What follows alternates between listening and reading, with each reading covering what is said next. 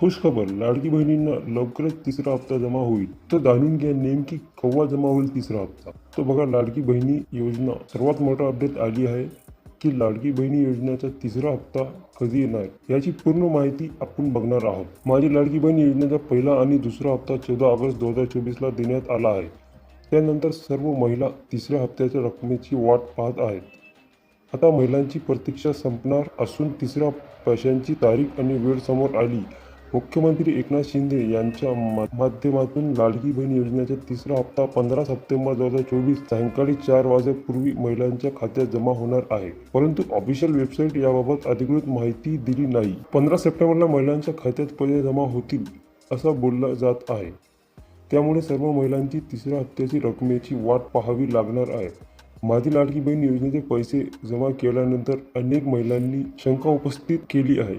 काही महिलांनी लाडकी बहीण योजनेतील पहिल्या आणि दुसऱ्या हप्त्याची रक्कम मिळाली नसल्याचे समजते. अशा लाभार्थ्यांनी सर्वात आधी आधार कार्ड, बँक खात्याची लिंक करून घ्या आणि डीबीटी इनेबल करावं. माझी लाडकी बहीण योजनेसाठी 1 कोटीहून अधिक अर्ज स्वीकारण्यात आले आहेत. या योजनेच्या माध्यमातून 2 हप्त्याचे पैसे महिलांच्या खात्यात जमा करण्यात आले आहेत. आता सर्व महिलांच्या तिसऱ्या हप्त्याच्या रकमेची प्रतीक्षा लागली आहे. अशातच आता लाडक्या बहिणींसाठी आनंदाची बातमी आली आहे, कारण महाराष्ट्राचे मुख्यमंत्री एकनाथ शिंदे यांनी तिसऱ्या हप्त्याचे पैसे खात्यात जमा करण्याची घोषणा केली आहे.